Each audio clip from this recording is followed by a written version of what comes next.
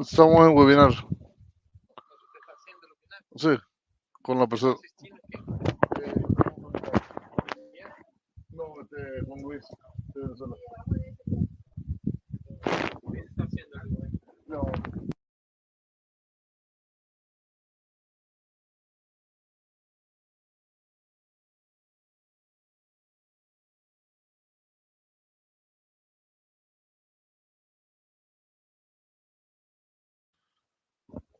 Buenos días. Buenos días, mi nombre es Franklin Gutiérrez de parte de Fortnite Networking. Si me pueden escuchar, me puede dar un feedback en el chat.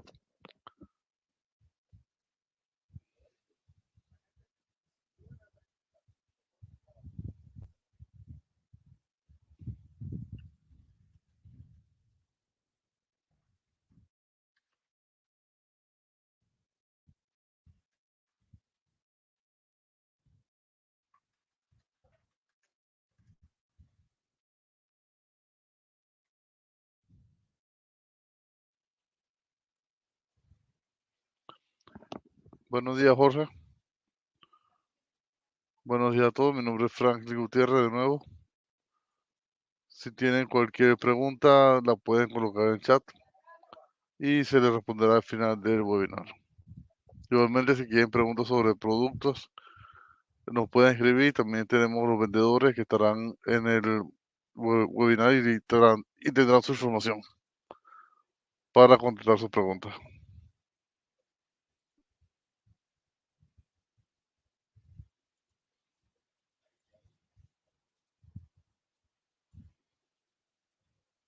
Buenos días, Uriel.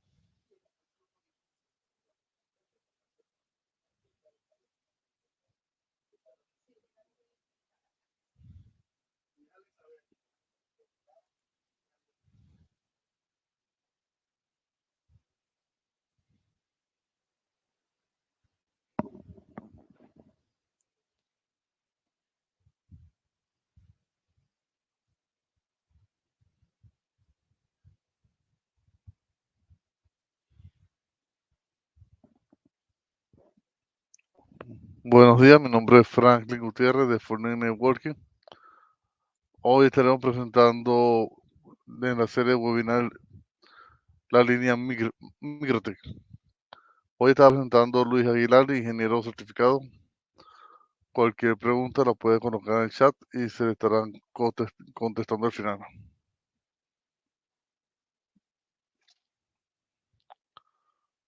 Buenos días, Luis. Buenos días, Franklin. ¿Cómo te encuentras? Muy bien, muy bien. Se escucha Qué bueno. perfectamente. Perfecto. Bueno, saludos a todos los que están atendiendo este webinar. Como dijo Franklin, vamos a hablar de las soluciones para el WSP con los productos Microtik. Cualquier duda que tengan durante el webinar la pueden plantear en el chat y cuando terminemos vamos a darle respuesta a esas preguntas. Entonces, bueno, voy a dar comienzo. Me presento brevemente. Bueno, mi nombre es Luis Aguilar. Ya tengo bastantes años trabajando en telecomunicaciones con distintas marcas, distintas tecnologías, trabajando con Microtik desde el año 2009. Y bueno, soy consultor y entrenador certificado de la marca. Vamos a hablar de lo que es el router OS. Bueno, el router OS, seguramente lo han escuchado, es el nombre del sistema operativo de los equipos Microtik. Así como tenemos Android, como tenemos Windows, bueno, tenemos router OS. El router OS funciona en un hardware, ese hardware se llama router board, por eso cuando vemos los nombres de los equipos Microtik o de muchos de ellos, vemos entonces las siglas RB. RB significa router board. Tenemos MikroTik, tiene una gama de equipos que, bueno, abarca distintos ámbitos, de ámbito empresarial, ámbito del WISP, que es lo que vamos a enfocarnos en este webinar, especialmente en los productos para wireless. Eso nos permite crear puntos de acceso, enlaces punto a punto, enlaces punto multipunto. En cuanto a wireless, bueno, nosotros podemos tener dos roles básicamente. El rol de la P, del punto de acceso, el equipo central, y el rol de la estación o CPE, que es típicamente el equipo que se coloca del lado del suscriptor, del lado del cliente. Podemos hacer con MikroTik conexiones transparentes de extremo a extremo, punto a punto y punto multipunto. Podemos también aplicar configuraciones de repetidor, configuraciones de malla, trabajar con distintos tipos de encriptación, trabajar la parte de seguridad con listas de control de acceso. Nosotros en MikroTik nos enfocamos en dos protocolos. El protocolo 802.11, que es el estándar, y un protocolo propietario de MikroTik que se basa en TDMA, que se llama NStream versión 2. Vamos a hablar de ambos durante el webinar. Dependiendo del hardware, MikroTik puede operar en las variantes A, B, G, N y AC del estándar 802.11 en las bandas de uso libre 2.4 y 5 GHz. Y recientemente también con la variante 802.11 AD que funciona para 60 GHz. Equipos muy populares recientemente porque, bueno, permiten transportar una gran cantidad de megas en enlaces de corta distancia. Como les mencioné, el protocolo propietario de MikroTik que se basa en TDMA tiene el nombre de NStream versión 2, se conoce como NB2. Bajo ambos protocolos, como les mencioné, podemos establecer enlaces punto a punto y punto multipunto para el transporte de datos y acceso a Internet. ¿Qué es un radioenlace entonces? Bueno, es aquel que establecemos para transmitir y recibir datos a través de ondas electromagnéticas. Esas ondas electromagnéticas no son guiadas, no circulan a través de ningún sistema conductor físico, sino que el medio de transmisión en este caso es el aire.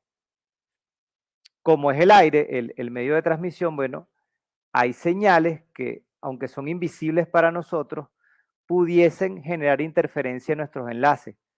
Entonces, también vamos a hablar de esto en el webinar, digamos que de los fundamentos básicos para que nuestro enlace esté libre de interferencia y tengamos el funcionamiento óptimo, podamos transportar los megas que esperamos.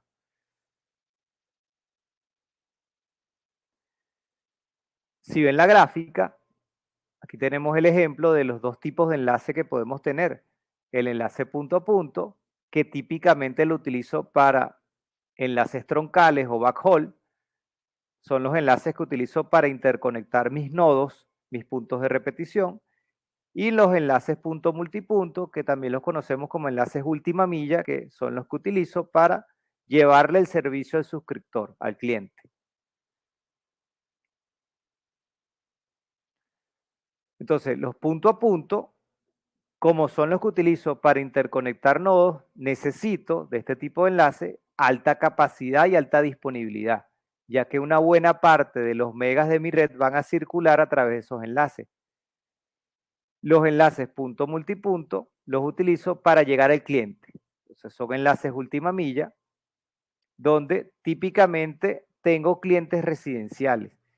Si tengo algún requerimiento especial, algún cliente empresarial que desea una cantidad de megas superior, ese cliente se recomienda que lo atendamos con un enlace punto a punto. Si ven el gráfico, aquí tenemos la topología típica de un WISP. Fíjense que tenemos el acceso a Internet, el router de borde. Déjenme hacer unas anotaciones acá tenemos nuestro acceso a Internet, router de borde, router core, y bueno, los routers o switches de accesos donde interconecto mis enlaces. Fíjense, ¿cuáles son los enlaces backhaul? Los que utilizo para interconectar nodos. Los que utilizo para interconectar mis nodos. Y de mis nodos tengo entonces los enlaces última milla que utilizo para interconectar los clientes. Entonces, estos son enlaces última milla. vamos a ver durante el webinar qué tipo de modelo de radio se recomienda para cada rol.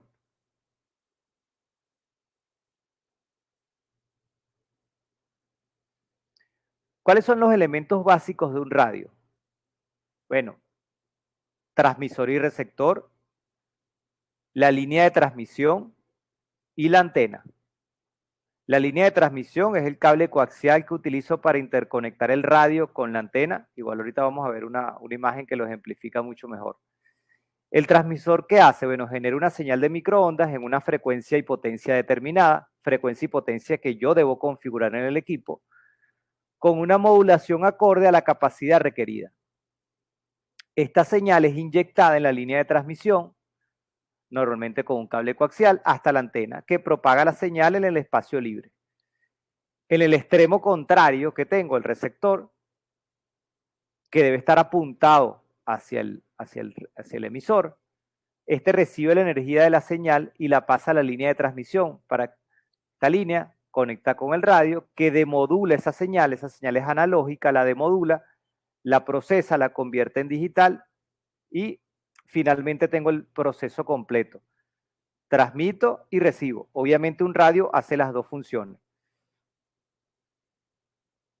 Aquí lo podemos ver mucho mejor en un diagrama de bloques básico de un radio. Aquí tenemos separado la etapa de transmisión y recepción, pero recuerden que un radio hace ambos procesos. Un radio transmite y recibe, fíjense. Hablando del transmisor, nosotros tenemos una señal, unos y ceros digitales. Esa señal la debo adaptar a una señal tal que se pueda propagar en el aire. Entonces aquí utilizo un proceso que se llama modulación, donde estos unos y ceros digitales los convierto en una señal analógica que se pueda transmitir. En el receptor hago el proceso contrario. La señal analógica la demodulo para transformarla en una señal digital. Si todo está bien, la señal que transmití debería llegar exactamente igual al otro extremo. Nosotros vamos a hablar de dos tipos de radios. Radios para uso de antena externa y radios con antena integrada. Veamos en la gráfica el primer tipo de radio. Como su nombre lo dice, es un radio con antena externa porque para nosotros ponerlo en funcionamiento debemos conectarle una antena. ¿Cómo identifico este tipo de radio? Muy fácil, porque van a ver los conectores coaxiales en su parte, la parte de afuera, por decirlo de alguna manera. En esos conectores de RF, bueno, debo conectar un cable coaxial. Típicamente es un cable corto que se conoce como pigtail. Ese cable lo utilizo entonces para interconectar el radio con la antena. Este modelo de radio que se ve acá en la imagen es un equipo Net Metal. Igual vamos a hablar de él más adelante. Entonces, esto es un radio con antena externa. Importante. Nosotros nunca debemos encender un radio que esté diseñado para tener antena externa sin que la antena esté conectada, porque puedo quemar el equipo. Por otra parte, tenemos el radio con antena integrada, donde es todo una sola unidad. El radio está interno dentro de esta estructura. Acá sigo teniendo los pigtail que interconectan el radio con la antena, que típicamente es la parte frontal. Lo que pasa es que no lo veo porque está todo integrado, está todo interno, pero sigue existiendo el mismo principio: radio, pigtail y antena. Acá, por razones obvias, no puedo cambiar la antena. Debo trabajar con, digamos, con las características que esta antena me ofrece. Entonces, una de las diferencias importantes. Cuando el radio está diseñado para usar antena externa, yo puedo cambiar la antena a mi conveniencia para adecuarme al requerimiento, a las características del sitio, a la distancia de los suscriptores, etc. Cuando el radio está diseñado con antena integrada, no.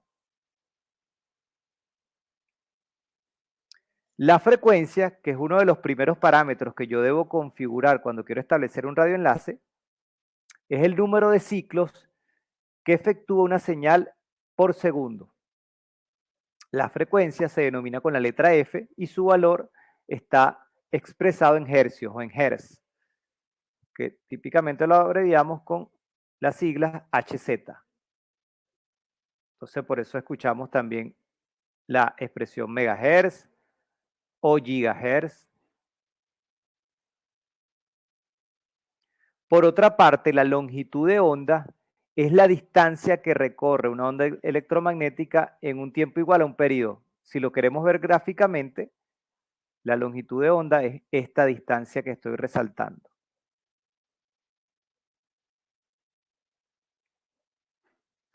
Podemos hacer un cálculo, ya que la longitud de onda necesita de dos variables para conocer su valor: los ciclos por segundos y la velocidad por la luz, la velocidad de la luz, perdón. Entonces, por ejemplo, la longitud de onda de la frecuencia 2.4 GHz es igual a 12.43 centímetros. Hay una forma de entender esto un poco más fácil. Cuando escuchen longitud de onda, asocien esa palabra con el ancho del haz de la señal. Entonces imagínense que el ancho del haz de la señal mide 12 centímetros.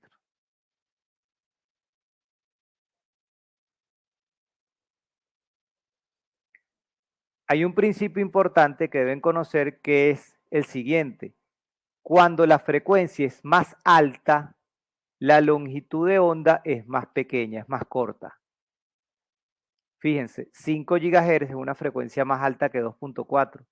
En 2.4, como ya lo vimos, la longitud de onda es 12.43 centímetros. Fíjense que en 5 GHz es 6 centímetros.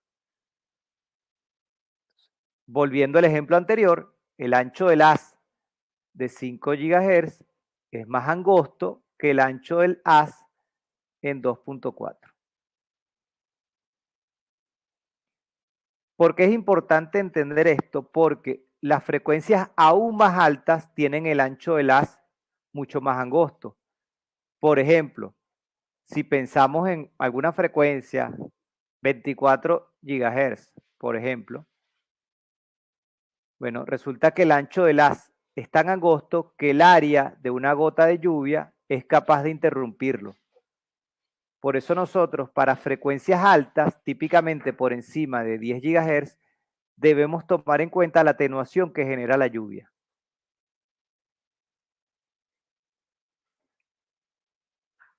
Entonces, esto es lo que les mencioné. Mientras más larga la longitud de onda, mayor es el alcance.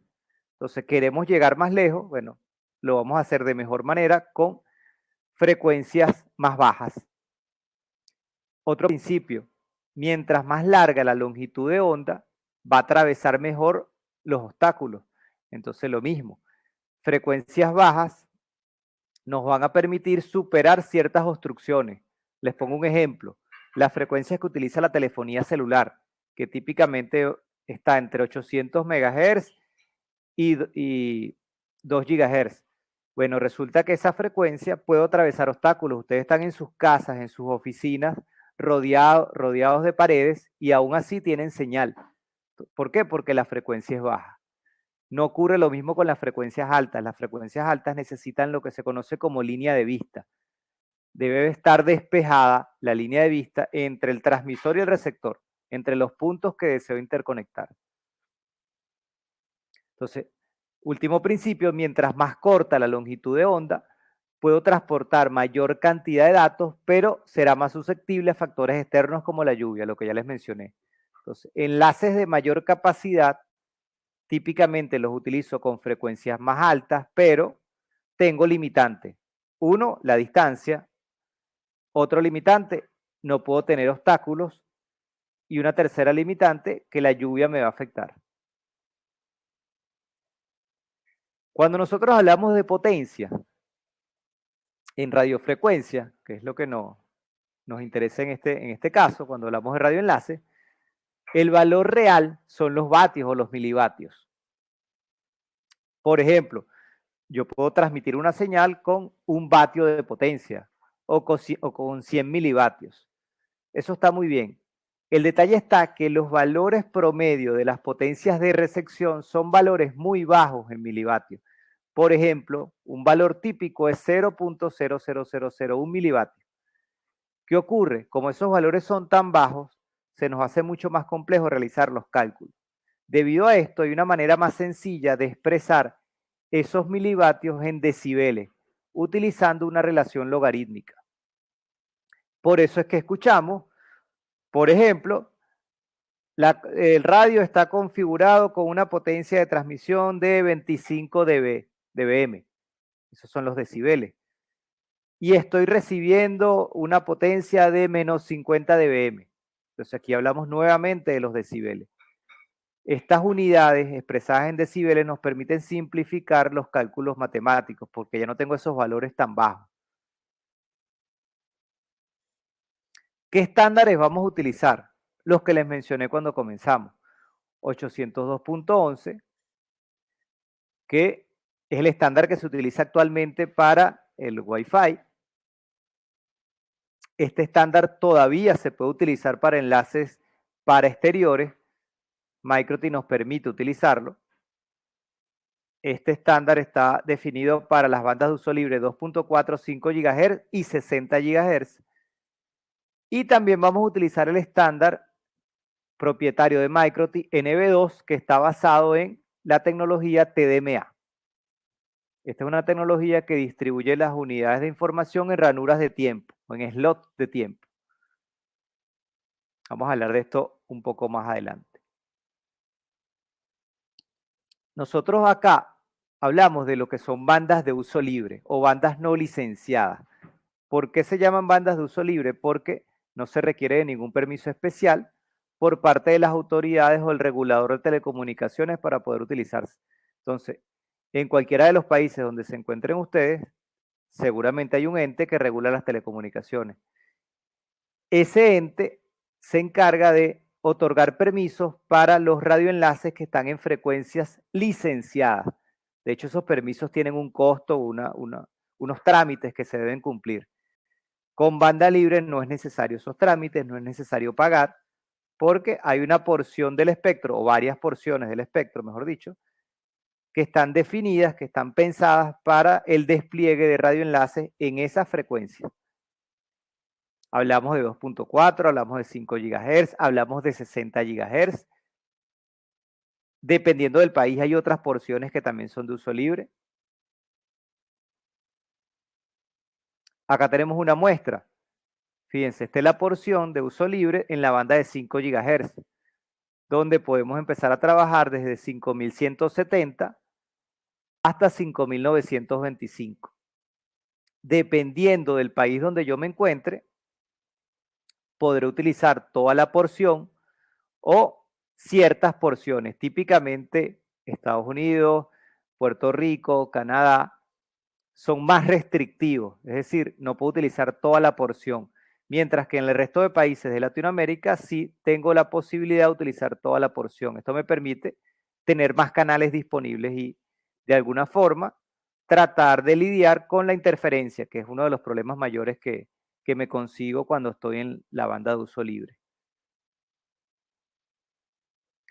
Hablando de las frecuencias que soportan los equipos MikroTik, bueno, dependiendo de si es 2.4 o 5 GHz, bueno, tenemos que para la banda de 2 GHz, los equipos típicamente pueden trabajar desde 2192 a 2539, por lo menos en un modelo de equipo. Hay otro modelo de equipo que nos permite trabajar desde 2312 hasta 2732.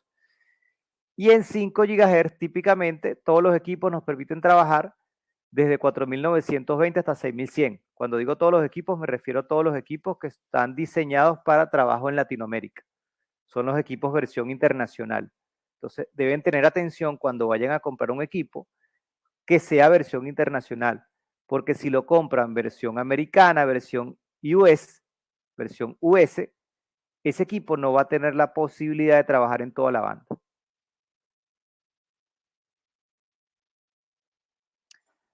Vamos a hablar de los roles. Como yo les mencioné, siempre hay un equipo que va a tener que cumplir el rol del access point, del AP, y otro equipo va a cumplir el rol de la estación.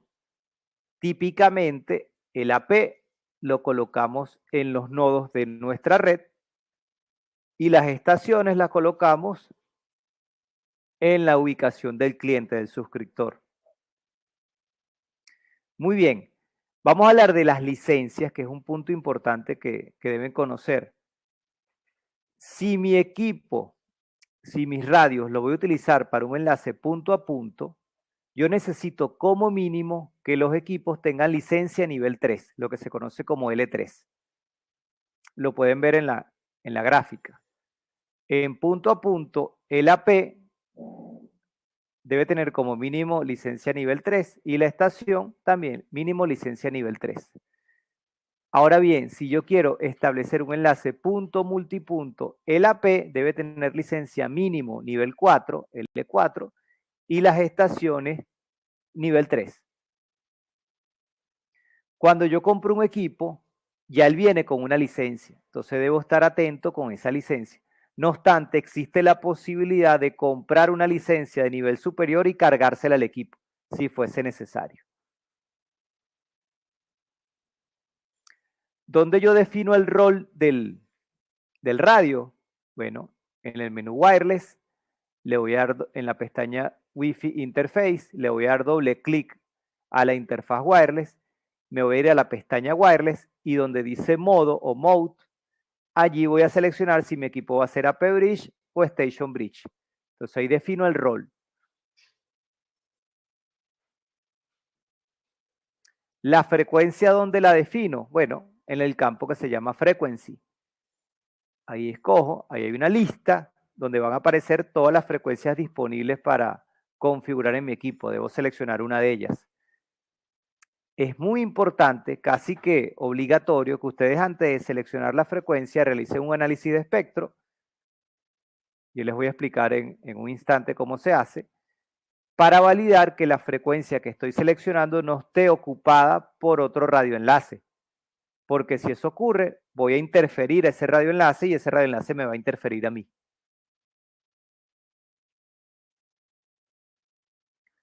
Ok, hablando de la configuración de frecuencia en la estación. Cuando mi equipo es estación, bueno, el modo lo debo definir como Station Bridge. Acá no importa tanto el campo que se llama frecuencia. El campo que se llama frecuencia importa más cuando soy AP. Cuando soy estación me interesa es el campo que se llama ScanList. Ahí debo colocar la frecuencia que está utilizando el AP. Se recomienda desplegar dos ventanas o dos campos. El primer campo, colocar la frecuencia que utiliza el AP y el segundo campo, colocar un rango, como se ve en la imagen. Eso me permite que si el AP cambia de frecuencia, yo no pierda la conexión, siempre y cuando la nueva frecuencia esté dentro del rango que definí. Entonces es una buena práctica que les recomiendo.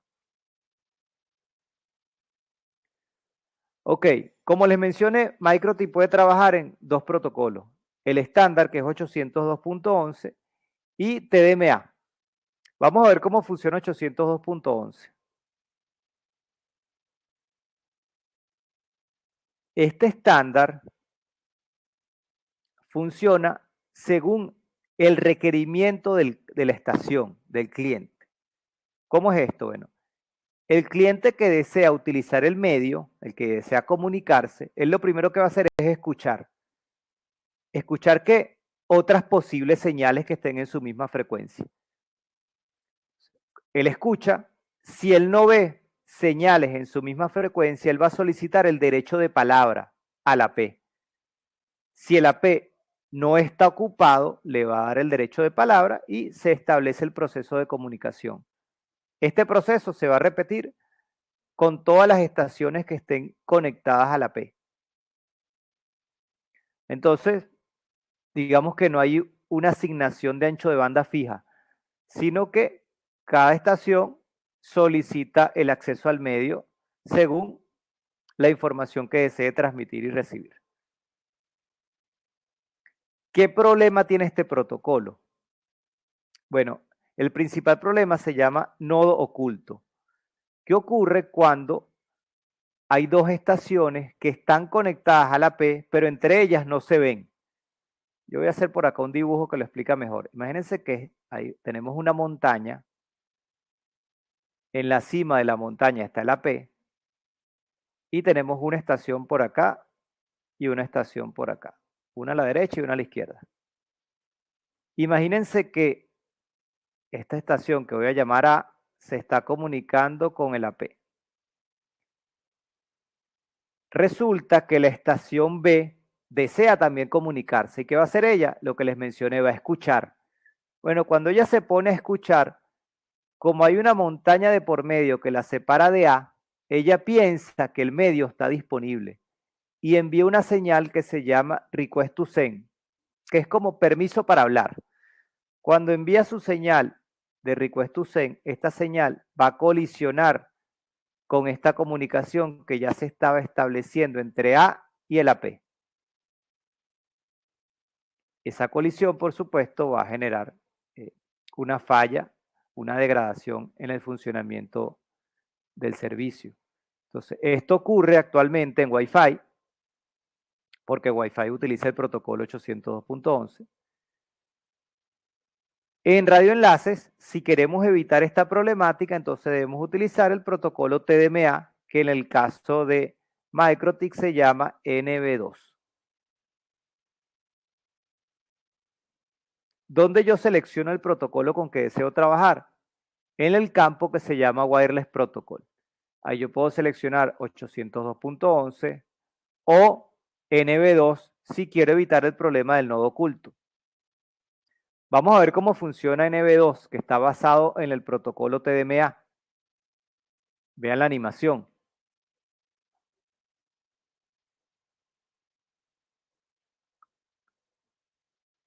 Si se fijan, acá nadie solicita el derecho de palabra, sino que cada estación que está conectada tiene un slot de tiempo disponible para comunicarse. Eso me evita el problema del nodo oculto, porque con esto de alguna manera garantizo que las estaciones no hablen simultáneamente. Cada quien va a tener su oportunidad. Entonces esto es TDMA, esto es NB2. Entonces en el campus Wireless Protocol selecciono NB2 si deseo trabajar con este protocolo, que es lo que se recomienda para enlaces en exteriores, especialmente punto multipunto. Especialmente punto multipunto. En punto a punto pudiese utilizar 802.11 y no tengo tantos problemas. Pero en punto multipunto es recomendable NB2. ¿Qué otra mejora me ofrece NB2? Bueno, mejora el throughput, mejora la latencia, como les mencioné, especialmente en punto multipunto, ya que cada cliente solo transmite en sus propios slots de tiempo. El espectro, que es algo invisible para la vista nuestra, es algo muy real, es algo que el radio sí es capaz de ver. Todo lo que ocurre en el espectro pudiese generar interferencia en nuestro radioenlace, pudiese degradar nuestro radioenlace. Entonces es fundamental que entendamos los conceptos de los cuales vamos a hablar a continuación. El espectro de una señal es el conjunto de frecuencias que constituyen dicha señal. ¿Cómo se representa el espectro? Bueno, las frecuencias las vamos a tener en el eje X y la amplitud en el eje Y de la gráfica. La amplitud también la podemos conocer como densidad espectral de potencia. Entonces, la máscara de transmisión es precisamente la figura que nos permite abarcar todas las frecuencias que abarcan el ancho que nosotros definamos. Entonces, otro valor importante que debemos saber y que debemos configurar es lo que se conoce como ancho de canal o channel width. Esta imagen que tienen en pantalla es la máscara de transmisión del estándar 802.11n. De acá quiero resaltar lo siguiente. Supongamos que nosotros configuramos nuestro enlace con un ancho de canal de 20 MHz. Si eso es así, nosotros pudiésemos pensar entonces que la máscara espectral va a ser una especie de rectángulo con un ancho de 20. Pero en la práctica resulta que eso no necesariamente es así, ya que toda señal genera unas bandas laterales que hacen que la forma de la máscara espectral en vez de ser un rectángulo, termine siendo una especie de campana. Entonces yo genero señal mucho más allá de los 20 MHz. Entonces fíjense, genero señal mucho más allá de esos 20 MHz. ¿Qué tanta señal yo puedo generar hacia los lados? Bueno, eso depende de la potencia. Si yo utilizo mucha potencia, yo puedo generar tanto como 20 MHz más hacia la derecha y 20 MHz más hacia la izquierda. Entonces, cuando yo configuro un ancho de canal de 20 MHz, yo pudiese ocupar hasta 60 MHz en el espectro. Vean lo importante que es conocer esto. Imagínense, si esto es con 20 MHz, ¿qué ocurre cuando yo selecciono un ancho de canal de 80? Bueno, termino ocupando, ¿cuánto? Hasta 240 MHz en el espectro, una barbaridad. Entonces, importante, nosotros debemos evitar en lo posible usar anchos de canales superiores a 20 MHz, siempre y cuando, por supuesto, podamos cumplir con los requerimientos de capacidad que esperamos del radioenlace.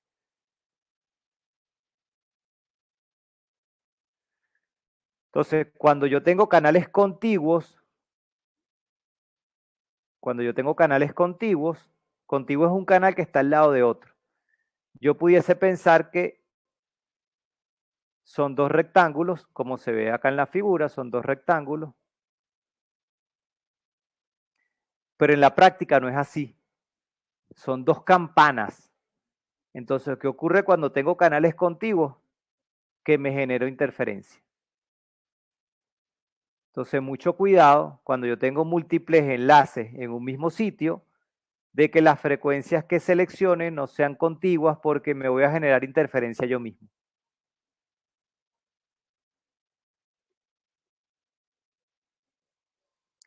¿Qué es el bonding de canales?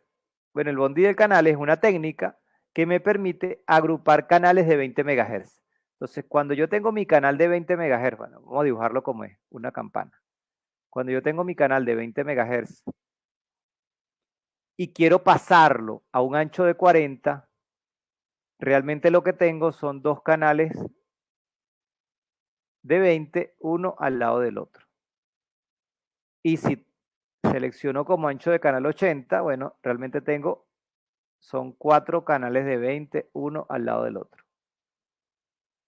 Eso es lo que se conoce como bonding de canales.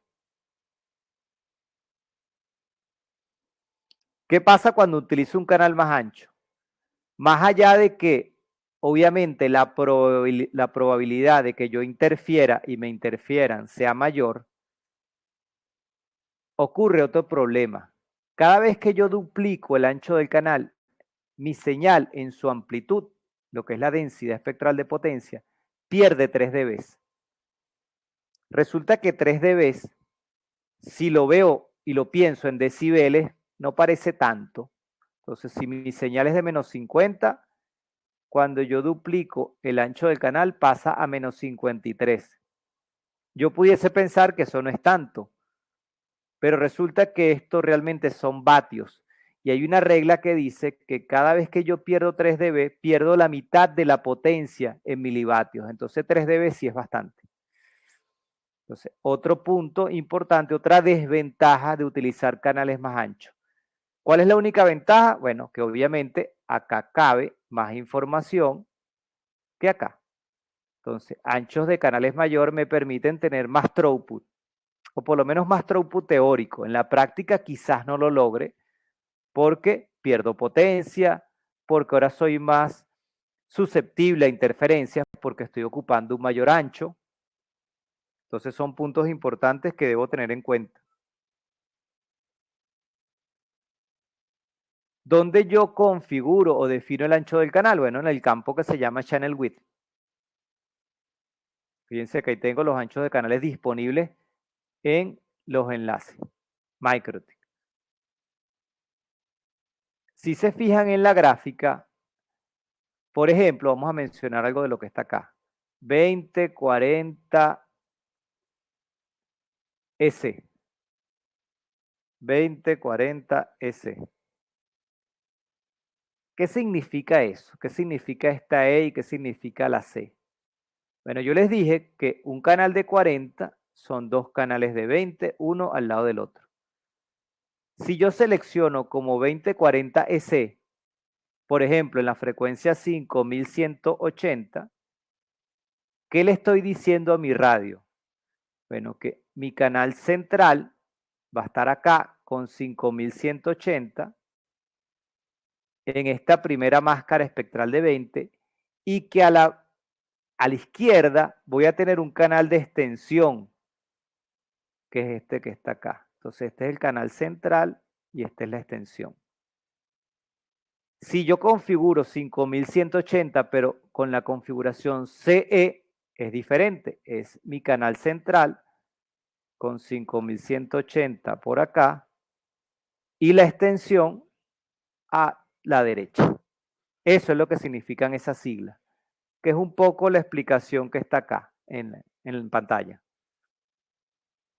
Es definir dónde va a estar mi canal central y dónde están los canales adicionales para ocupar finalmente el ancho que estoy configurando. ¿Por qué es importante saber dónde está el canal central? Porque resulta que las tramas de control del radioenlace están ubicadas en este canal central.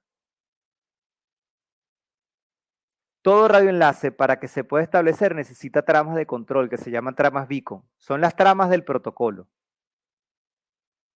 Si no hay tramas de control, no hay enlace. Entonces, mi canal central siempre debe ser el mejor, el menos interferido, por decirlo de alguna manera. El resto de los canales no tienen tramas beacon, simplemente transportan datos hablemos de los datos de los suscriptores. Entonces, ¿qué tengo yo en un ancho de canal de 80? Bueno, voy a tener 20 MHz que tienen datos, el canal central que tiene datos más tramas beacon y los otros canales que tienen solo datos. Entonces, este es el más importante, el central.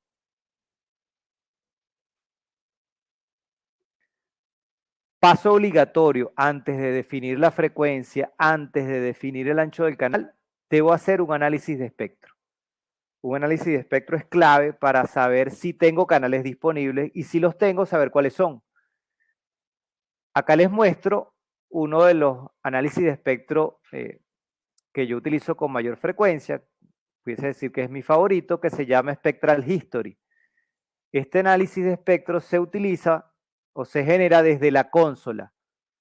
Si abro Winbox, hay un botón a mano izquierda que dice New Terminal. Bueno, ese botón me despliega una consola. Utilizando el comando Interface Wireless Spectral History y definiendo un rango, voy a tener un análisis como se ve en la gráfica, un análisis que me muestra por colores la ocupación de los canales. ¿Qué debería buscar yo? Los canales que estén con colores más oscuros. Esos son los canales que están disponibles. Si utilizamos esta gráfica como ejemplo, fíjense, toda esta porción del espectro está disponible y esta porción que estoy resaltando acá. Entonces yo debería configurar mi radioenlace en frecuencias que estén en el rango seleccionado. ¿Qué debería evitar yo? Obviamente los colores más intensos porque el analizador me está diciendo, cuidado, aquí estoy detectando frecuencias de radioenlaces vecinos. Entonces, es muy útil esta herramienta. Vamos a hablar ahora de lo que es la factibilidad del radioenlace. Es importantísimo que ustedes antes de desplegar un radioenlace conozcan cuántos megas necesitan. No es lo mismo configurar un radioenlace para que transporte 5 megas que configurar un radioenlace para que transporte 200 megas. Las configuraciones no son iguales. Entonces, debo saber cuántos megas necesito. Una vez que yo tengo claro cuántos megas necesito, yo les recomiendo que visiten la página mcsindex.com. Esa página les va a mostrar el data rate y su equivalente en throughput para los distintos tipos de modulaciones que se conocen como MCS. Entonces, cada MCS tiene una capacidad asociada. La modulación más baja que yo puedo tener en un radioenlace se conoce como MCS0 y la más alta dependiendo del protocolo, va a poder ser MCS 8 o MCS 9. Modulaciones bajas me permiten baja velocidad, modulaciones altas me permiten alta velocidad. Pero los enlaces más robustos son los que se configuran con modulaciones bajas. Por eso yo no debo configurar una modulación alta salvo que la necesite. Adicionalmente, en la hoja técnica del radio, esa hoja que casi ninguno lee, bueno, resulta que esa hoja nos dice cuál es el valor mínimo de señal que necesita el radio para funcionar dependiendo de la modulación. Dicho de otra manera, si yo selecciono la modulación más baja, mi radioenlace va a funcionar a mayor distancia. No necesito tanto nivel de señal o no necesito un nivel de señal tan alto. Todo lo contrario ocurre cuando yo trabajo con modulaciones altas. Ahí no puedo tener un enlace de tanta distancia porque necesito un nivel de señal alto. Una vez que yo define entonces la modulación teórica de mi radioenlace, voy a proceder a realizar el cálculo. Entonces vamos a hacer un resumen en esta lámina que les estoy mostrando. Fíjense, voy a la página MCS Index. Supongamos que necesito trabajar en la modulación alta MCS 7. Fíjense que esa modulación me permite alcanzar, está resaltado en pantalla, el siguiente data rate, que va a variar entre 65 y 72.2 megas. Ese data rate yo debo expresarlo en throughput, porque el throughput es lo que realmente va a percibir el cliente. Ahora bien, veamos el ejemplo. Pensemos en 65 megabits. ¿Cómo yo llevo eso a throughput? Bueno, fácilmente. Le voy a quitar el 30% a ese valor, que es lo mismo que multiplicarlo por 0.7. Entonces, 65 megabits de data rate son equivalentes a 45.5 megabits de throughput. Eso es lo que el cliente realmente percibiría. Pudiesen preguntarse, entonces, ¿qué es eso de data rate? Bueno, data rate resulta que es todo lo que viaja en el aire, pero todo lo que viaja en el aire yo le debo quitar las cabeceras del protocolo. Cuando yo le quito esa información que ocupa el protocolo, esas tramas beacon, de las cuales ya les hablé, lo que me queda es la velocidad que percibe el cliente, que se conoce como throughput. Eso es lo que me interesa. Entonces, cuando vayan a la página MCS Index, a todos los valores que vean expresados allí, quítenle el 30%. Muy bien. Entonces ya yo sé que necesito esta modulación en mi enlace, MCS 7. Bueno, ahora voy a la hoja técnica del radio. Fíjense lo que me dice la hoja técnica. Si tú quieres trabajar en la modulación MCS 7, la potencia máxima que puedes aplicar al radio son 19 dBm y el valor de señal mínimo que necesita el enlace para funcionar son de menos 75 dBm. Vean la diferencia que hay entre esta modulación, que es la más alta, si la comparo con la más baja, que es MCS 0. La modulación más baja me permite utilizar más potencia y no necesito tanto nivel de señal. Es decir, que voy a tener un enlace de mayor distancia, si así lo quisiese. Dicho de otra forma, vean lo robusto que puede ser un enlace con la modulación baja si lo comparo con un enlace con modulación alta. Obviamente la diferencia es la capacidad. Si necesito alta capacidad, estoy obligado a utilizar modulaciones altas. ¿Dónde yo defino la modulación? Que esto es un punto fundamental que nos permite diferenciar Microti de otros fabricantes. Bueno, en la pestaña que se llama HTMCS. Acá tengo dos campos. El campo que se llama HT Support y el campo que se llama HT Basic. En el Basic yo voy a seleccionar la modulación que necesito para el transporte de las tramas beacon, las tramas de control. Como esas tramas de control no necesitan mucho ancho de banda, voy a seleccionar siempre la modulación más baja.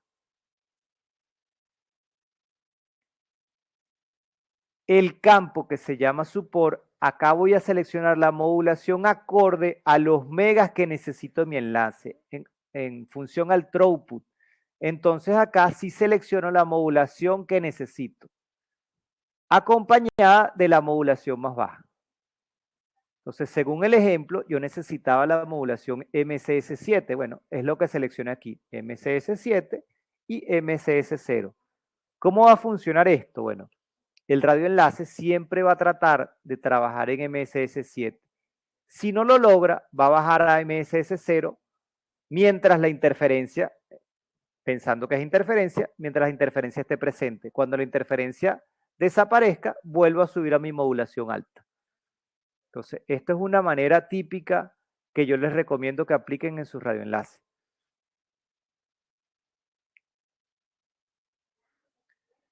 Ahora bien, ¿cómo se hace el cálculo? Este cálculo yo lo voy a hacer acá de manera manual. Ustedes no tienen que hacerlo de esta forma porque hay simuladores que ya nos permiten hacer esto. Muy bien, vamos con el siguiente ejemplo.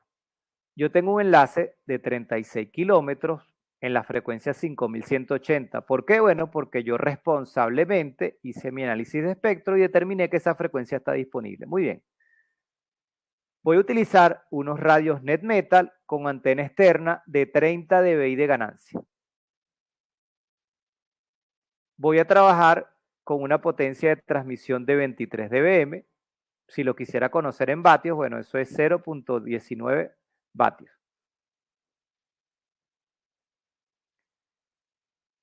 Sí, Rubén, repito lo de la modulación.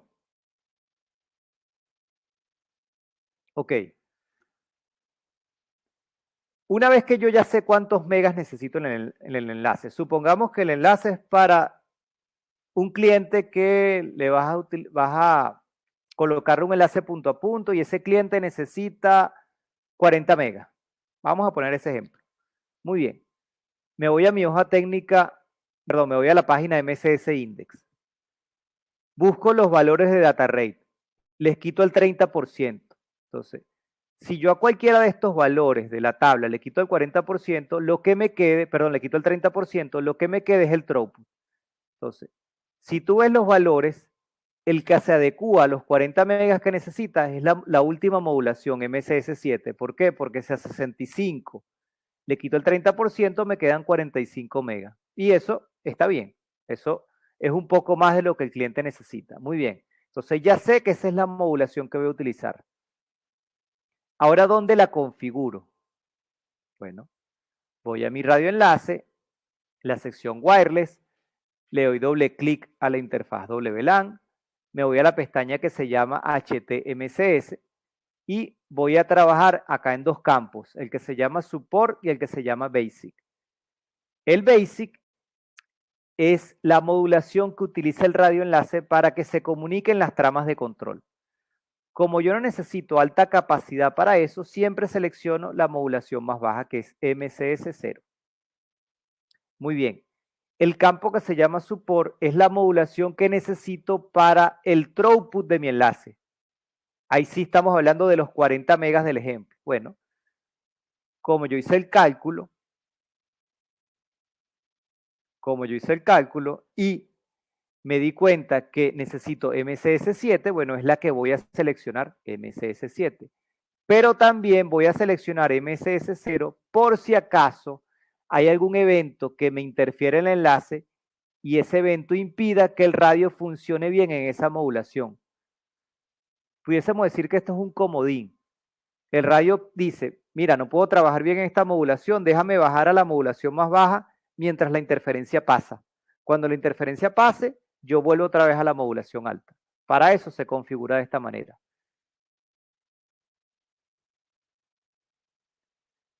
Marvin, hey es intervalo de guarda. Los radios pueden trabajar en dos intervalos. Intervalo de guarda corto, que es Short Guard Interval, que es SGI. Intervalo de guarda largo, que es GI. Él va a tratar siempre de trabajar en el intervalo de guarda corto. Pero si hay interferencia, él va a pasar al intervalo de guarda largo. Por eso es que hay dos valores. La diferencia entre un intervalo y otro son 10% de velocidad. Si él bajando a un intervalo corto, pero pasando de un intervalo corto a un intervalo largo, aún sigue detectando interferencia, entonces le hace cambio de modulación para una más baja. Y repite lo mismo, trata de trabajar en el intervalo corto, si no puede pasa el intervalo largo, si no puede cambia de modulación a una más baja. Ahora bien, cuando él cambia de modulación va a cambiar a cuáles, a las más bajas, pero a cualquiera no, a la que tú selecciones acá. Si tú las marcas todas, es el equivalente a dejar el radio trabajando en auto. Si no las marcas todas, entonces tú mismo le estás diciendo al equipo, mira, yo quiero que trabajes con estas modulaciones en particular. Ok, volviendo al ejemplo del cálculo. Entonces voy a transmitir con una potencia de 23 dBm. Todo cable coaxial genera una pérdida en la señal. Vamos a pensar que como estos son unos cables cortos, esa pérdida es de 1 dB, que es un valor típico, la pérdida que genera un pigtail. Ok, toda señal que se transmite en el aire se atenúa por efecto de la distancia y la frecuencia. Ese fenómeno se conoce como pérdida de espacio libre.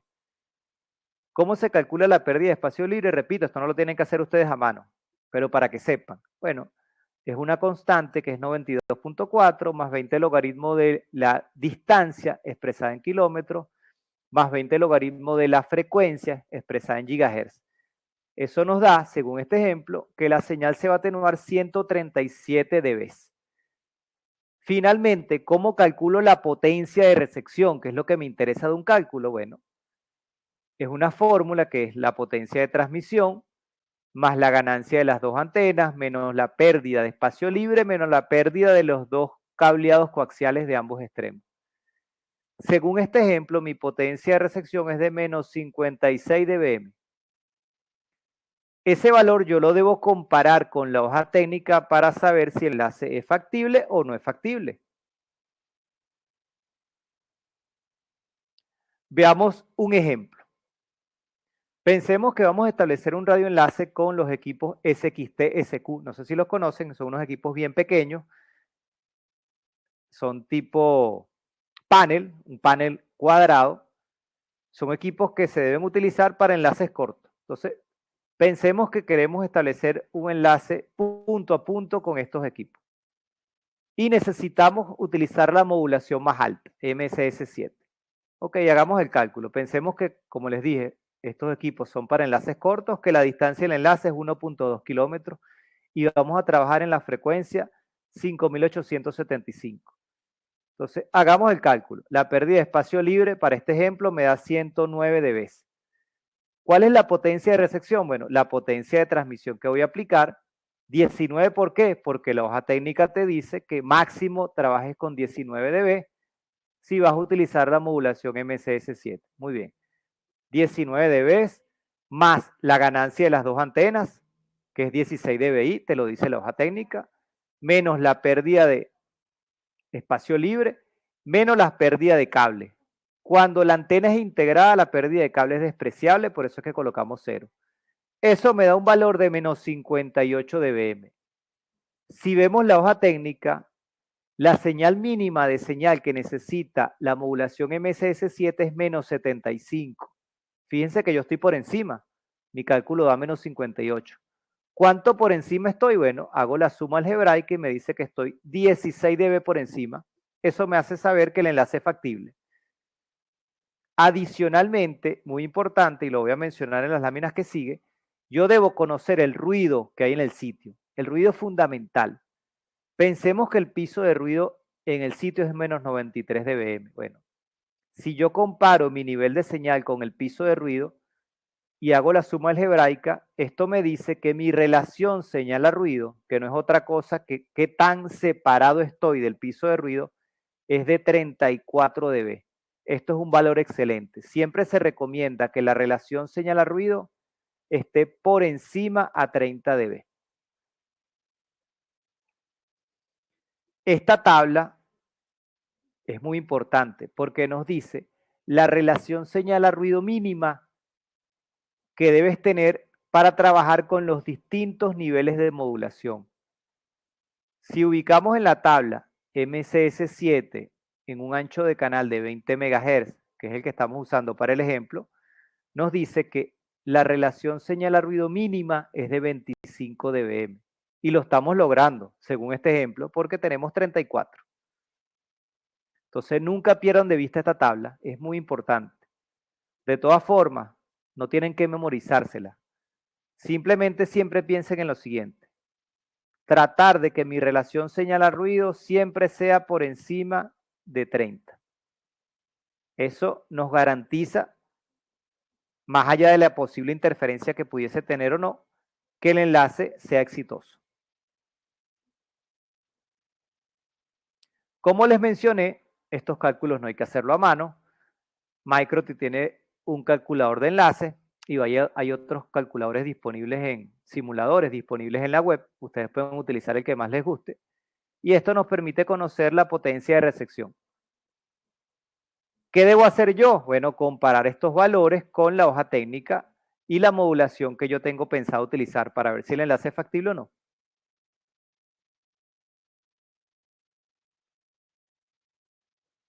Entonces, siempre es fundamental validar las señales que hay en sitio. Yo debo buscar espacios disponibles. Si yo coloco una frecuencia que ya está utilizada por un enlace vecino, mi enlace no va a funcionar bien y de paso voy a afectar ese enlace. Entonces, nosotros debemos ser responsables, siempre hacer el análisis de espectro. Y tener cuidado cuando en un mismo nodo tengo dos enlaces configurados en frecuencias que son contiguas, una frecuencia que está al lado de la otra, porque me voy a generar yo mismo algo que se conoce como interferencia de canal adyacente. Acuérdense que la máscara espectral no es un rectángulo, como se ve en esta imagen, sino que son una campana. Entonces puedo generar mi interferencia yo mismo. Muy bien, yo les hablé de la relación señal a ruido. ¿Dónde ustedes pueden ver ese valor? Bueno, todos los valores que nos interesan del radioenlace los voy a ver en la pestaña que se llama Registration. En esa pestaña yo tengo nivel de señal, modulación y relación señal a ruido. Como les mencioné, siempre traten de que su relación señal a ruido esté por encima de 30 dB.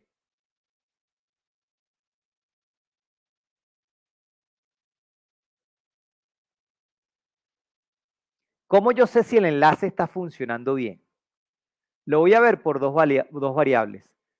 Una de esas variables se llama CCQ. CCQ es el porcentaje de tramas que se están retransmitiendo. Cuando un enlace tiene problemas, la información se retransmite. Imagínense que ustedes están conversando con un amigo y el amigo les dice, hola, ¿cómo estás? Y ustedes no escuchan bien. ¿Qué le van a decir ustedes? Mira, disculpa, no te escuché bien, ¿puedes repetir? El amigo les vuelve a decir, hola, ¿cómo estás? Y si no escuchan bien, ustedes le vuelven a decir, disculpa, ¿puedes repetir? No te escuché bien. Eso es una retransmisión, eso ocurre en los radioenlaces cuando hay interferencia. Entonces, ¿cómo yo sé si el enlace está retransmitiendo o no? Bueno, vean el valor que se llama CCQ. Por ejemplo, si ustedes tienen un CCQ de 90%, eso quiere decir que 10% de las tramas se están retransmitiendo. Entonces, cualquier valor de CCQ por encima de 90 es bueno. Todo lo contrario, si ustedes ven un CCQ de 15%, bueno, 85% de las tramas se están retransmitiendo. Eso es un enlace que, dicho de forma coloquial, no sirve. ¿Qué otro valor es importante que monitoreen en la pestaña Registration? El que se llama TX Rate y RX Rate. Si se fijan, estos valores coinciden con los data rate de la tabla MCS Index. Entonces, este es el indicativo para saber en qué modulación está trabajando mi radioenlace. Si ustedes ven que estos valores constantemente bajan y suben, es porque el enlace está interferido. Recuerden, el radio siempre va a tratar de trabajar en la modulación más alta y si no puede va a buscar una más baja y si no puede una más baja y así. Y cuando se sienta bien va a tratar de ir nuevamente a la más alta. Entonces esos son brincos en la modulación.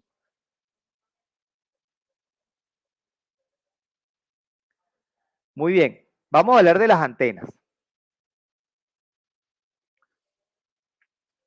Para nosotros saber las características de una antena hay un gráfico muy importante que se llama patrón de radiación. Este patrón nos indica el valor de la ganancia o la atenuación de las señales que llegan a la antena desde distintas direcciones. Utilizando este mismo gráfico, si nosotros quisiéramos hablar de una antena omnidireccional, su patrón de radiación es algo similar a lo que estoy dibujando. Ella va a tratar de cubrir los 360 grados del plano.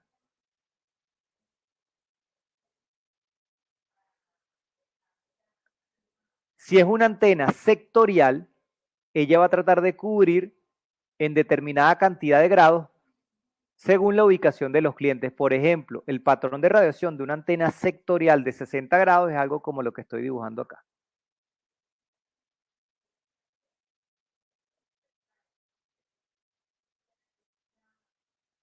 Y si pensamos en un enlace punto a punto, entonces nosotros necesitamos que el patrón de radiación sea lo más directivo posible. Entonces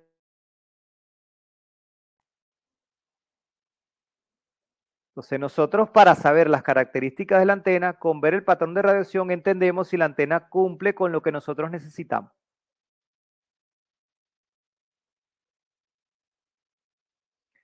Marvin, si es posible usar una misma frecuencia en 2 AP en un mismo nodo, pero depende de la antena que tengan esos radios.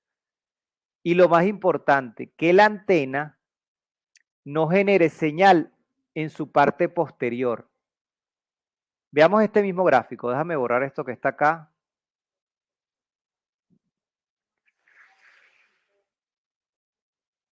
Fíjate, no es lo mismo un patrón de radiación así como el que estoy dibujando.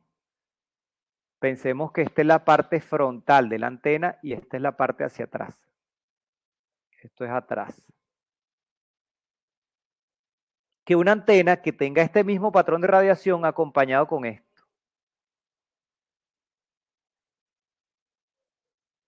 Si te fijas, está generando también señal por su parte posterior. Entonces, si tú colocas antenas espalda con espalda, en la misma frecuencia, se van a interferir si las antenas tienen lóbulo posterior.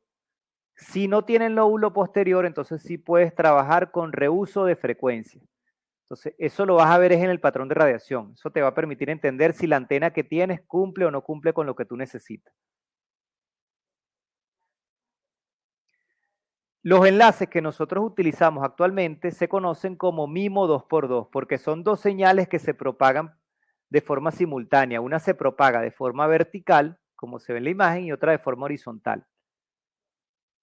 Entonces, siempre voy a tener dos patrones de radiación que típicamente se parecen.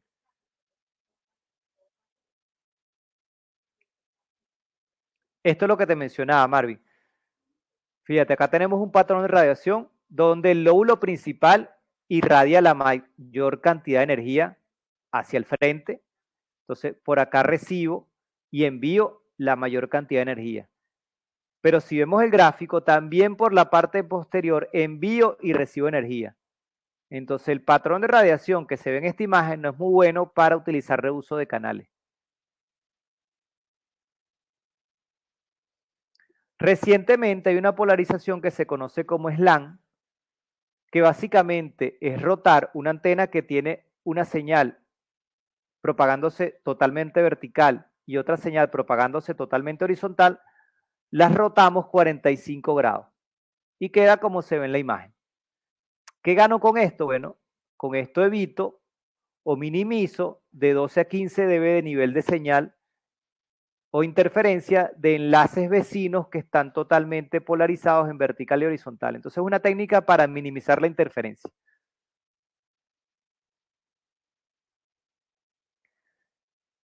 Yo voy a tener distintos tipos de antenas. Ya les mencioné las antenas omnidireccionales, son las que tratan de irradiar señal en todas las direcciones. Estas antenas no se recomiendan para entornos urbanos, ya que voy a generar interferencia a todos mis vecinos y también voy a recibir interferencia de todos mis vecinos.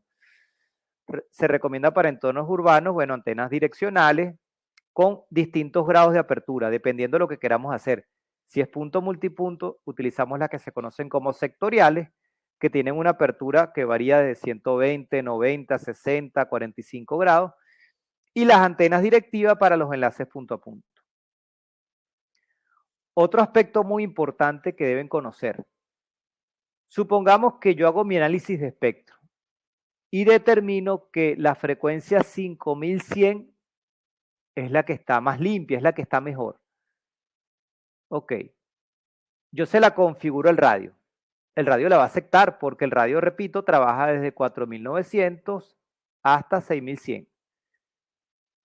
Pero una cosa es el radio y otra cosa es la antena. Vean esta gráfica. Esta gráfica nos dice el rango de trabajo de la antena y su ganancia. Esta antena es una LHG, no sé si la conocen. Ella tiene una ganancia de 24 dBi. Pero fíjense que la ganancia no la tiene para todos los valores de frecuencia. Su mejor ganancia, pudiésemos decir que está desde 5200 hasta 5900. Si nosotros configuramos nuestro radioenlace en frecuencias que estén fuera de ese rango, voy a tener menos ganancia. Entonces, siempre es importante también validar este tipo de gráfico.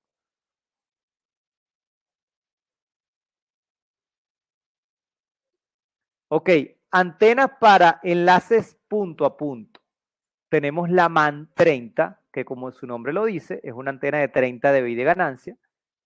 Fíjense que la apertura en el patrón de radiación es de más o menos 2.5 grados, una antena muy directiva, ideal para enlaces punto a punto. Y tiene la ventaja de que el feeder, que es el elemento radiante, lo puedo rotar 45 grados para utilizar la polarización que les mencioné que se llama slant. Entonces es una antena muy buena que le recomendamos para enlaces punto a punto. Esta antena es compatible con cualquier radio que esté diseñado para uso de antena externa, por ejemplo el NetMetal. Tenemos por otra parte la antena Manbox, que es una antena sectorial que tiene 120 grados de apertura, como lo pueden ver en la gráfica. Esta antena es para que la utilicen para enlaces punto multipunto para colocarlo en el equipo AP. Ese AP puede ser también un NetMetal, puede ser un Basebox. En un rato vamos a hablar de los modelos de radio. Importante, 120 grados es una apertura bien grande. Entonces, dependiendo del entorno, eso lo saben ustedes, lo sabrán ustedes. Si el entorno es urbano, no es recomendable una apertura tan grande. Este tipo de aperturas de 120 grados se recomienda para entornos rurales, donde no hay tanta competencia, no hay tantos vecinos. Para entornos urbanos, donde tengo más competencia, donde tengo más vecinos, donde tengo más radioenlaces cercanos a mi nodo, es recomendable antenas sectoriales de menor grado de apertura. Tenemos el radio QRT, que es un radio que viene con la antena integrada. Este es el patrón de radiación de esa antena. Fíjense que es un patrón de alguna manera sectorial. Entonces nos permite utilizar este equipo como un AP también para un enlace punto multipunto, sin abrir tanto. Aquí ya no abro 120 grados, sino que tengo una apertura cercana a unos 45 grados. Este es un equipo con buen rendimiento. Ok, ¿qué radios recomendamos para que sean el AP en enlaces punto a punto? Bueno, el equipo más potente que tiene Microtik se conoce como NetMetal. Es un equipo con buenos recursos de procesador, de memoria, con puerto a gigabit, tiene puerto SFP. Si desean subir hasta la torre con fibra óptica, lo pueden hacer. Es un equipo ideal para enlaces punto a punto troncal, para mi enlace backhaul. Un equipo similar, con un poco menos de recursos, es el equipo Basebox. Está diseñado igualmente para antena externa, así que puede ser el AP para un enlace punto a punto, donde le conecto una antena tipo parábola directiva, o también le puedo conectar una antena sectorial para que sea el AP de un sistema punto multipunto, como es el que se ve en la imagen. Fíjense que está conectado a un panel sectorial.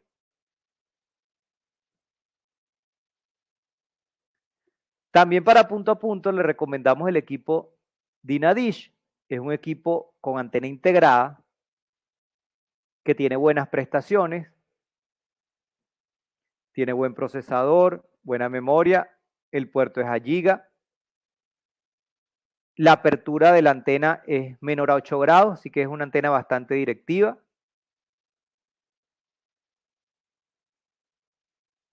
Otro equipo que también lo podemos utilizar para enlaces punto a punto es el LHG. Es el que les mostré en la imagen, donde tenemos que tener cuidado con la frecuencia que utilicemos porque la ganancia de la antena no va a ser la misma. Es un equipo que tiene microperforaciones, en el dish, en el plato. Esto evita que el viento me genere movimiento adicional en mi torre. Entonces, un equipo bien robusto, un equipo de bajo costo, pero con buenas prestaciones.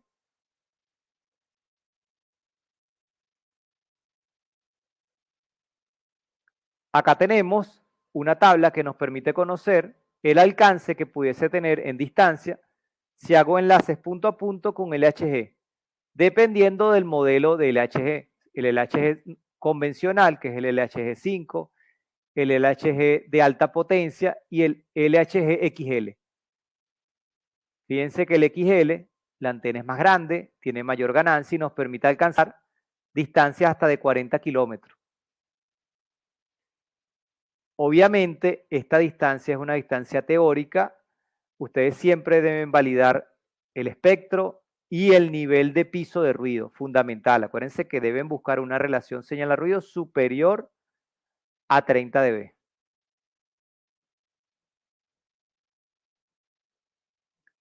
Por otra parte, tenemos enlaces punto a punto, pero con equipos de menor ganancia.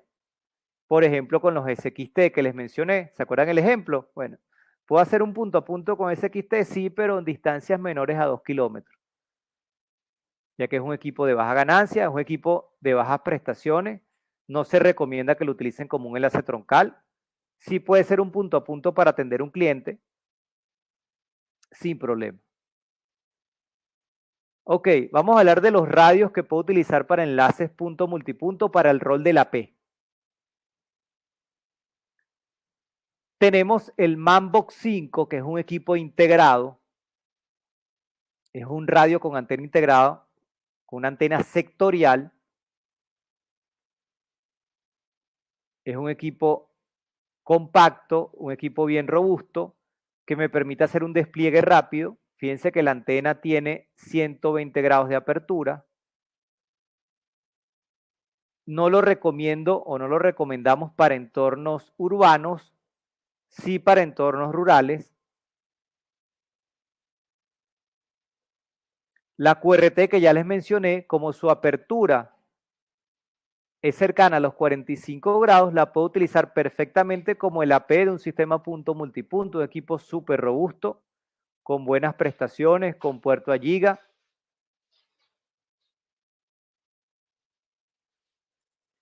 Tenemos también la SXT SA5, que está diseñada para ser el AP de un punto multipunto donde los clientes están cerca. Pensemos en un punto multipunto con clientes todos menores a 1 kilómetro, con distancias menores a 1 kilómetro. Entonces, un equipo que recomendamos bien compacto para despliegues rápidos.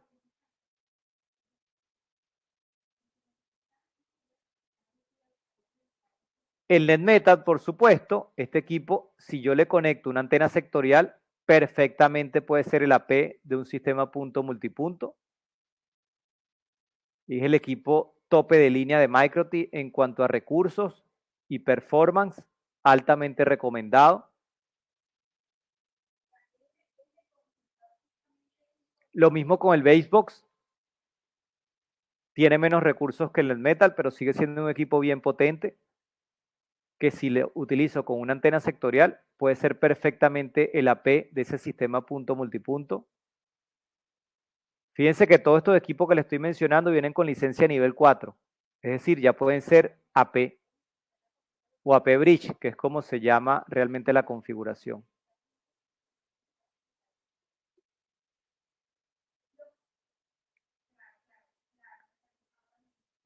Esta antena, fíjense que se parece a la Manbox, pero no es una Manbox, es una MANT. Es decir, esta antena no incluye el radio. Esta antena yo le debo conectar con los Pictel el radio que yo quiero utilizar.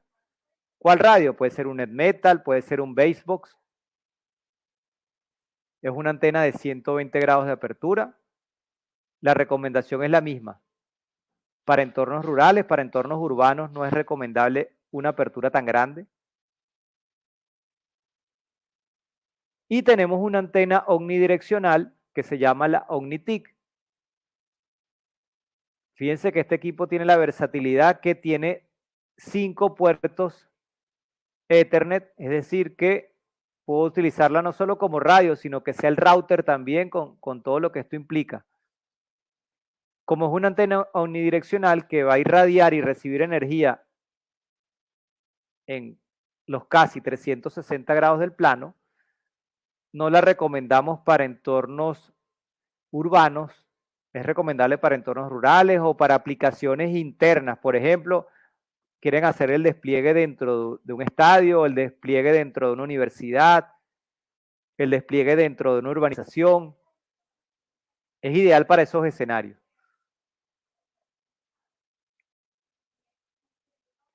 Ok, en cuanto a las estaciones, a lo que serían los CPE, ¿qué equipos recomendamos? La LHG5, bueno, este equipo perfectamente puede ser una estación para que la instalen en un cliente que está a una distancia mediana o larga del nodo, de la P. ¿Sí? Para esos clientes que están un poco más retirados de la P, bueno, puedo utilizar este equipo, aprovechando la ganancia de la antena, que es de 24 dBi.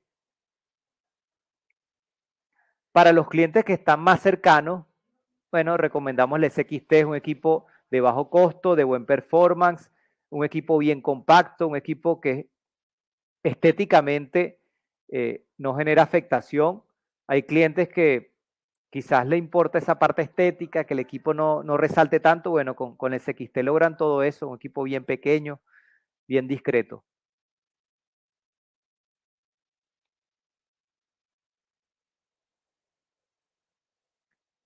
José Andrés, sí, si pudieses utilizar la banda de 2.4 de la Manbox 52 para conectar equipos, sí, si lo pones a trabajar en 802.11 y las configuraciones son las adecuadas, la respuesta es sí.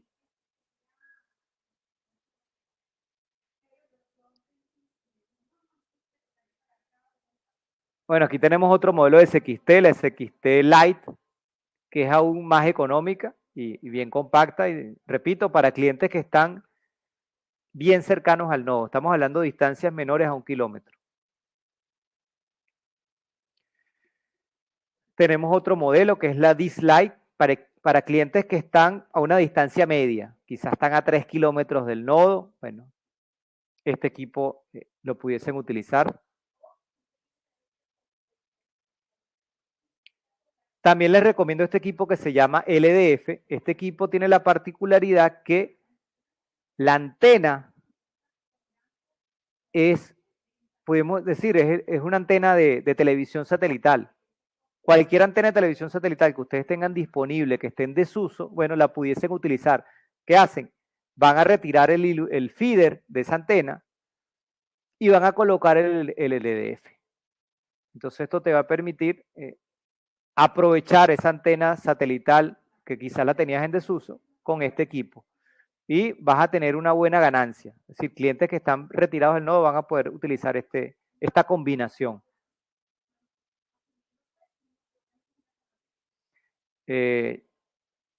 Las antenas, pregunta José Andrés, ¿las antenas MikroTik pueden conectarse con sectoriales Ubiquiti? No. Con los modelos viejos de Ubiquiti sí pudieses hacerlo, a pesar de que no se recomienda, se puede hacer.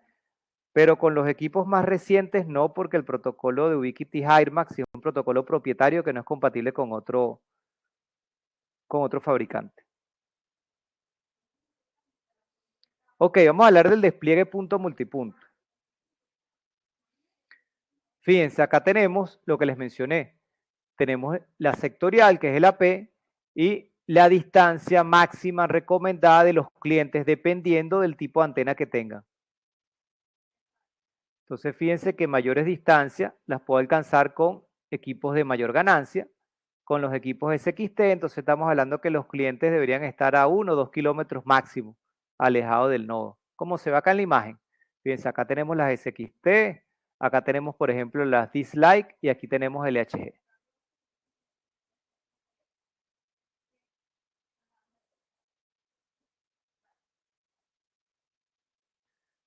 Hola, Cuauhtémoc, ¿cómo estás? Sí, bueno, vamos rápido por el tiempo que tenemos disponible para el webinar. Recuerda dos cosas. La primera, esta presentación va a quedar publicada en el canal de YouTube y ahí la puedes ver con todas las veces que desees. La segunda, igual nos puedes escribir y cualquier duda que tengas al respecto, con todo gusto te la vamos a aclarar. Ok, ¿qué recomendamos nosotros para punto multipunto?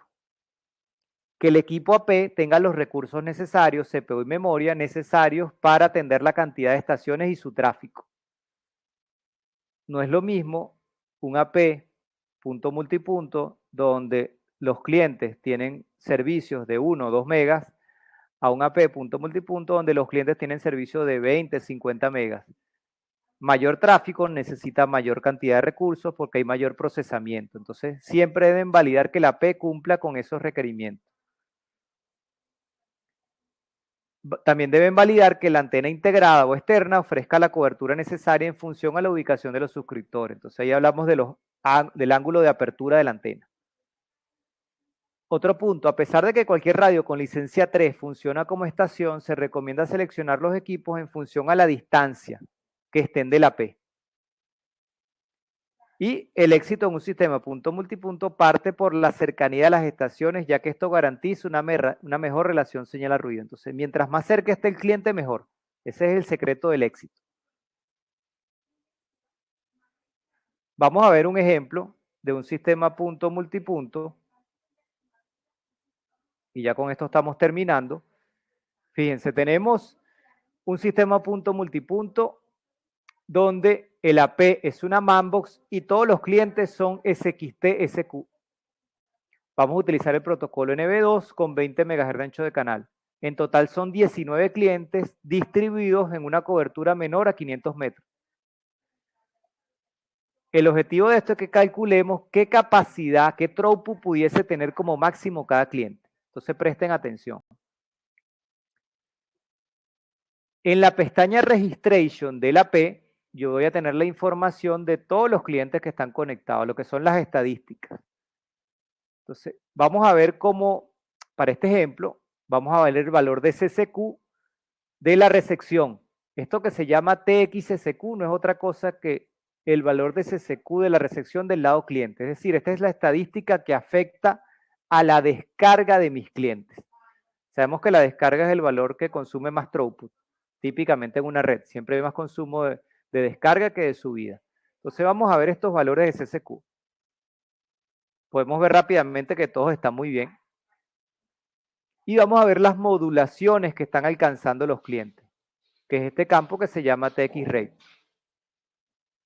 Entonces, ¿qué vamos a hacer? Vamos a agrupar los clientes que tienen valores de modulación similares para hacer el cálculo. Fíjense que todos estos valores que estoy mostrando acá coinciden con los valores de data rate de la tabla MCS Index. Eso nos permite saber a qué modulación se está trabajando con ese grupo de clientes. Entonces, pudiésemos hablar de que estamos trabajando con dos modulaciones, MCS 13 y MCS 12. Ok, ¿cómo yo calculo el throughput? Bueno, ya se los mencioné. Voy a agarrar el valor teórico del data rate y le voy a quitar el 30%. Eso es agarrar ese valor teórico, multiplicarlo por 0.7, perdón, aquí hay un error, aquí debería ser 0,7. agarrar ese valor teórico, multiplicarlo por 0.7 y dividirlo entre la cantidad de estaciones. Eso nos da que el throughput de cada estación en un escenario donde todos estén navegando al mismo tiempo va a ser de 4.25 megas. Esa es la capacidad máxima de mi sistema. No voy a poder tener más que eso. Acuérdense que el tiempo inalámbrico se comparte entre todas las estaciones. Entonces, modulación, le quito el porcentaje de las tramas beacon y lo divido entre la cantidad de clientes. Ahora bien, eso es pensando que todas las estaciones estuviesen trabajando en la misma modulación, pero no es el caso. Fíjense que tenemos unas trabajando en una modulación y otras trabajando en otras modulaciones. Entonces, ¿cómo se hace en ese caso para el cálculo? Bueno, en ese caso yo tengo que trabajar, perdón, vuelvo a la fórmula, y sacar esta misma operación, pero por bloque. Una modulación por 0.7 entre la cantidad de clientes, otra modulación por 0.7 entre la cantidad de clientes, otra modulación por 0.7 entre la cantidad de clientes. Y ahí tengo la velocidad que alcanzaría cada cliente. Aquí hice el ejemplo como si todos estuviesen trabajando en la misma modulación. Muy bien, ¿cómo se configurarían estas estaciones? Estas 19 estaciones, ¿qué configuración tienen? Bueno, fíjense lo siguiente. En el caso de la AP, el modo es AP Bridge, bueno, ancho de canal 20 MHz, protocolo NB2, la frecuencia 5115 y lo que les mencioné, la pestaña HTMCS. En el campo Basic seleccionamos MCS 0 y MCS 8. ¿Por qué 0 y 8? Porque son las modulaciones más bajas para cada cadena. ¿Qué es eso de cadena? Acuérdense que estos radios son 2x2. Yo transmito una señal en vertical y otra en horizontal. Entonces, la cadena 0, lo que se conoce como chain 0, hace referencia a la señal que se propaga en vertical.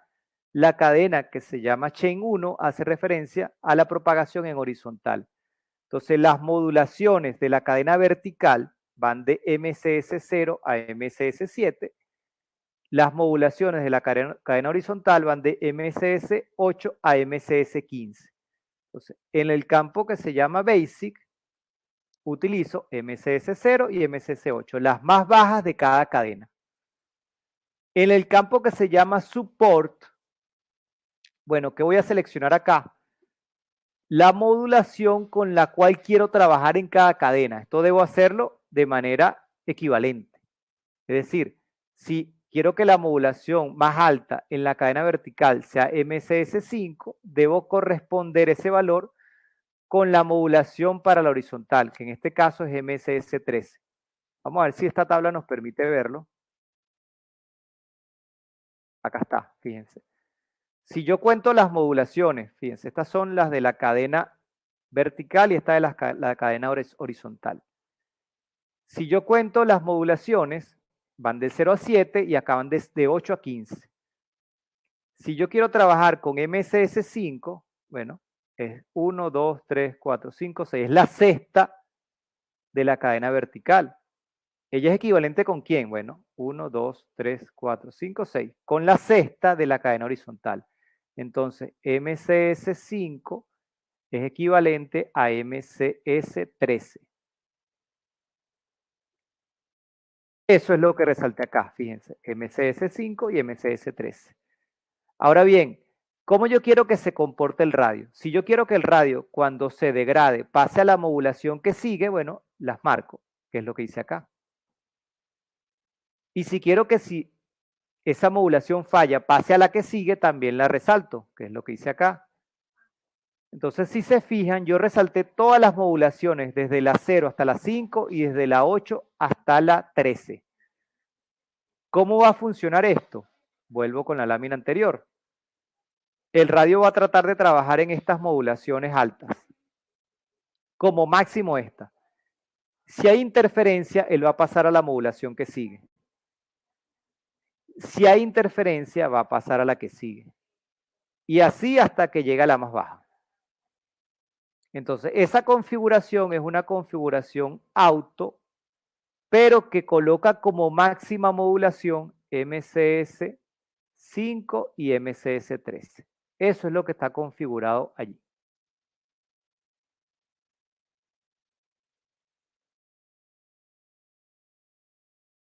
Muy bien, otros parámetros que debo definir en NB2 es la distancia más lejana de los clientes. Aquí coloco el valor menor, que en este caso son 10 kilómetros. Y una potencia de transmisión. Acá seleccioné 23 dB. Acuérdense que esta potencia debe ser en función a la recomendación que tengan en la hoja técnica. Muy bien, ¿cómo se configuran las estaciones? Bueno, básicamente la misma configuración, la diferencia es que en el modo seleccionamos Station Bridge y en el Scan List, la recomendación que les mencioné hace un instante. Seleccionar la frecuencia que tiene la P y también colocar un rango por si acaso hay cambio de frecuencia en el AP para que la estación se reconecte automáticamente, siempre y cuando esa frecuencia esté dentro de este rango, por supuesto. Entonces, con esto finalizamos el webinar. Repito, disculpen si la información que les dimos fue muy rápida, pero bueno, nos estamos tratando de adaptar al tiempo del webinar y no dejarlo sin información, porque sabemos que esto lo pueden ver ustedes en el canal de YouTube las veces que ustedes gusten y seguramente algo que se les escapó con más tiempo lo van a poder escuchar. Adicionalmente, Franklin ahorita les va a comentar que hay un grupo de WhatsApp donde pueden hacer sus consultas técnicas y con mucho gusto también los vamos a apoyar por allí. Entonces, si hay alguna pregunta adicional, la pueden hacer en el chat. Estamos por acá atentos para responderles. Gracias.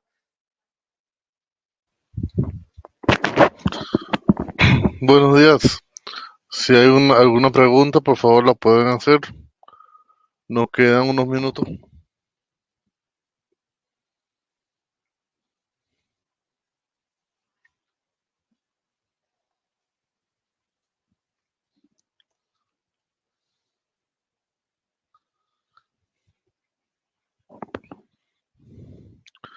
José Andrés, le voy a colocar un link aquí para que se puedan entrar al grupo de MicroTik. Dame un segundo, ya te lo consigo.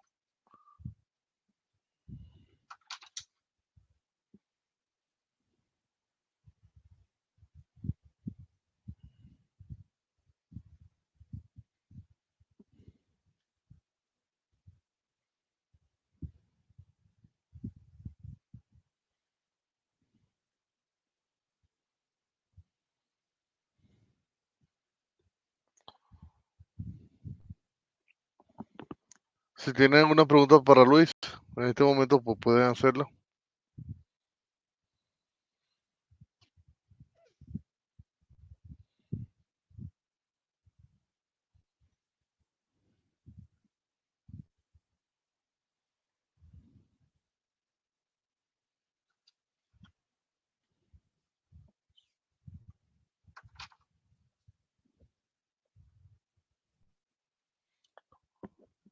El link de consultas, si tienen una pregunta, Marvin, la puedes hacer ahora y Luis te la contestará, o puedes enviar un correo y se te responderá por correo.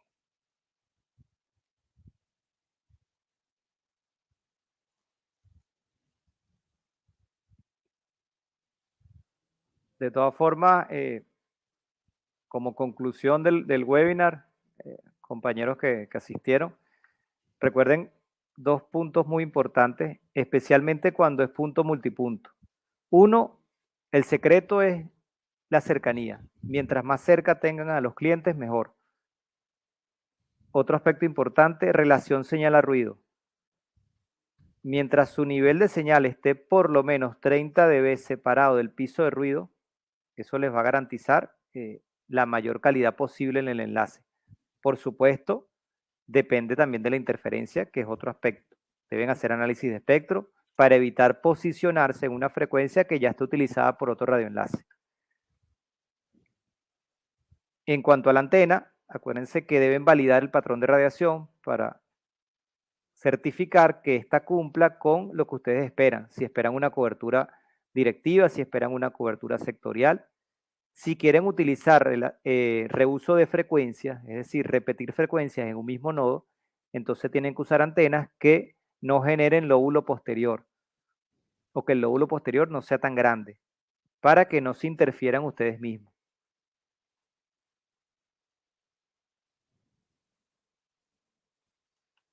En cuanto a la modulación, las configuraciones de modulación en MikroTik sí es un poco más complejo que hacerlo con otros fabricantes, por eso es que tenemos los canales de consulta, el correo electrónico, ahí los podemos apoyar con ese tipo de dudas respecto a dónde configurar los MCS, cuándo utilizarlos, cuándo no.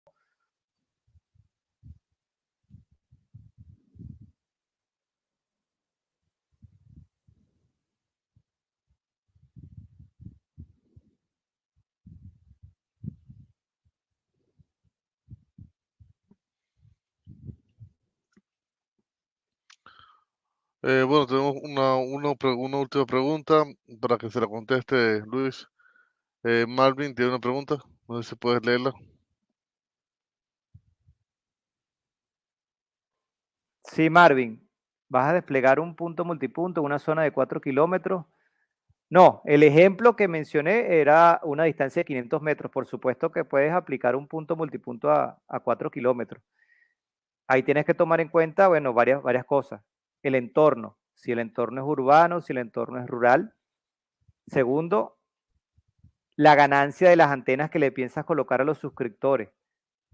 Los que estén más alejados de la P, debes colocarle antenas de mayor ganancia, por ejemplo, las LHG. Los clientes que estén más cercanos al nodo, sí puedes colocar antenas más pequeñas, por ejemplo, las SXT. Lo importante es que los niveles de señal estén en el rango que menciona la hoja técnica. Si me preguntas un valor típico recomendado, bueno, trata de que todos tus clientes estén como mínimo a menos 65 dBm, que ese sea tu valor mínimo, que ese sea tu peor cliente.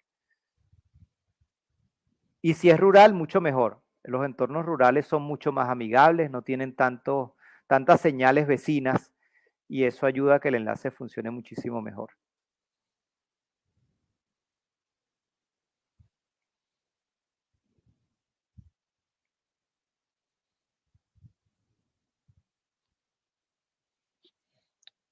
Bueno, por ahora estamos bien así. Cualquier pregunta la pueden hacer llegar. Hoy estará el link del video en YouTube. Nos pueden seguir en el canal, pueden ir a la página web. Igualmente les voy a pasar el link para que nos sigan. Por favor, síganos, denos like, estén atentos a las publicaciones para el siguiente webinar.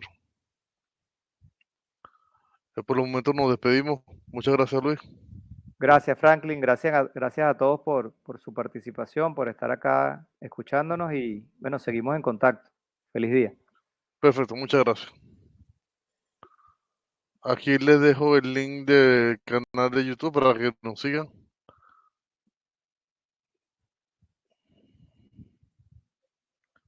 Por favor, síganos, denos like y estén atentos a las publicaciones. Muchas gracias.